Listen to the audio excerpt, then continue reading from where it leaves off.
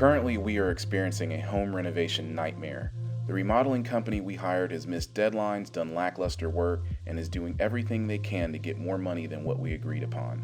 This video is just a few things to look out for if you're having any work done to your property. No matter what, remember you have rights. Don't get caught with a bad contractor like we have. The stress isn't worth it. Just want to say thank you for being patient. I'm trying to get more material out to you guys. I have a lot of footage that has yet to be edited, mainly because I am dealing with a home renovation nightmare.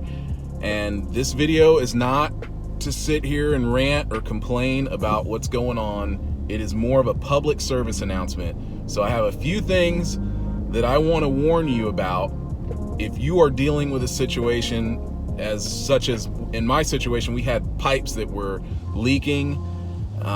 This is a 4-year-old house, which is crazy. Basically, they had to tear down our master bathroom and our kitchen. So here are a few things that you need to be mindful of if you are in a situation like this. The first thing you want to do when you discover you have a problem in your house and you know for sure that it is covered by your insurance, definitely let them know right away. The sooner you let the insurance company know, the better, because if you take too long to report the claim, they may very well deny it. So you want to tell them as soon as you see an issue. Doesn't matter. If it ends up not being a big deal, you don't have to go through with the claim and all will be forgiven. They can take it off. I know this for a fact because I've been there. The number two thing that you need to do, once you have filed that claim and the insurance company is saying, hey, we're going to get on this, it's going to be time for you to select a service that will handle the restoration for you, or at least the demolition and emergency mold cleaning in my situation. I ended up going with a restoration company that worked very closely with the insurance company. So they were able to get in and handle my situation immediately, which was great. Everything went well there. They did what they were supposed to do when they said they were going to do it. No complaints about them. The contractor I'm currently dealing with shall remain nameless. The next thing you want to do after you've had the emergency cleaning done and all that kind of stuff, in my situation, the insurance company seemed to want to work with someone that they were familiar with, so I let them do it. Then you move on and you have to select a contractor to do your reconstruction. Make sure you do this one thing. This is very, very important. They're going to give you a contract that is probably, more than likely, at least from what I've seen so far, that will not be in your favor. Just because it's not in your favor doesn't mean that you have to sign it, because I can guarantee you not everyone just signs a contract because they think, oh, I got to deal with this. And there are so many horror stories out there. I just left a millionaire many times over who's had tons of problems, and then here I am, basically a poor man, and I have issues. So it doesn't matter what class you are. Having reconstruction done in your home, or even construction, can be very stressful and very time consuming. Things just generally don't go smoothly. I haven't heard hardly any positive stories at all. This is very, very, very important. Please listen. When you see that contract, if there is anything about a non-refundable deposit, you need to walk away from that contract. You need to either A, ask them to make that deposit refundable in the event that they don't show up on time or start work on time. There are so many reasons, but to sum it all up, make sure that you have recourse. So if the contractor doesn't hold up to their end of the bargain, you have leverage. Always make sure that. This is very, very important, people. I cannot stress this enough. This is something that I really wish that I would have done better.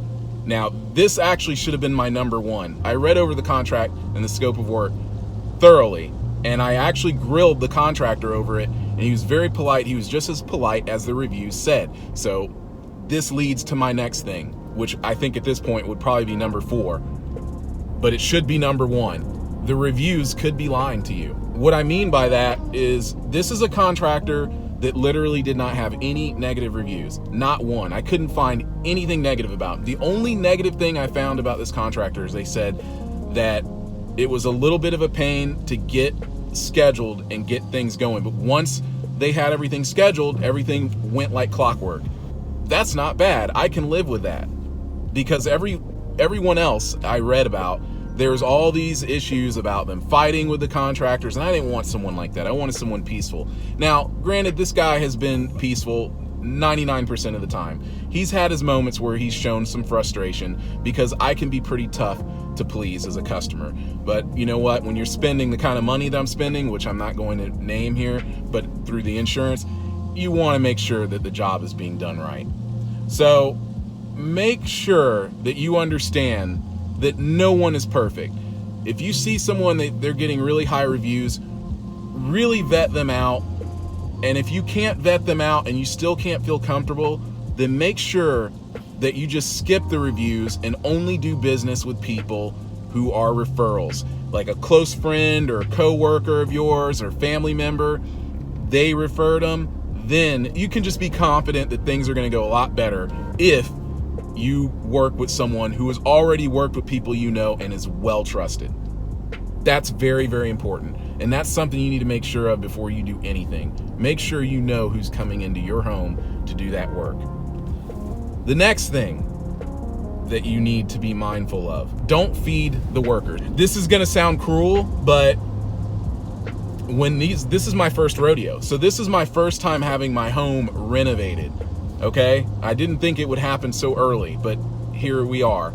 And I'm the kind of guy who I give very hefty tips, okay? I always tip really well when I eat out anywhere, or, whatever the service may be, I tip people. I even tipped the guy who repaired our refrigerator more than I probably should have, but I did.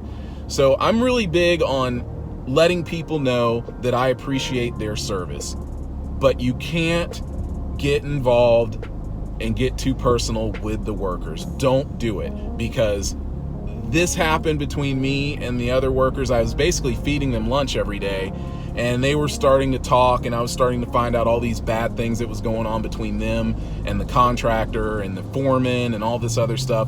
And before you knew it, their work just was never up to par. They kind of made themselves at home, made a mess of our house. They didn't really seem to care about making barriers so that dust wouldn't get everywhere. They really took advantage of us. I'm sitting here thinking, God, I'm feeding these guys, fed them for over a week, and now all of their work has to be completely demolished, and they're going to have to start over. The contractor's bringing in another crew to redo our master bathroom because they didn't do a very good job. And I'm going to show some footage here so you can see what I mean. It's not good work. It's not at all. My wife lost it when she saw this stuff. I mean, it was ugly, okay?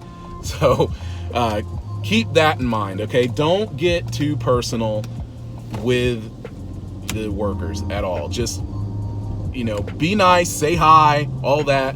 Don't personally involve yourself with them. Don't feed them. Don't do anything for them, because they told me that I was the only person who has ever fed them, and they still didn't show me any appreciation by doing really good work. The next thing that I want to mention, you have to remember, you are the homeowner. It is your property. You are in control, no one else. So make sure that you have a contract that reflects this. It's as simple as that. Make sure that there are certain things in writing that protect you in the event that this contractor does not hold up to their end of the bargain, because in most cases, unfortunately, they do not. It doesn't matter, rich or poor, contractors in general have a very, very bad reputation. The only thing I can say about my contractor, he seems to really want to get it right. He really wants to get it right so much, he's going to tear the shower down, technically for a second time. So this is going to be the third rebuild of that shower on their watch. So that's crazy when you think about it.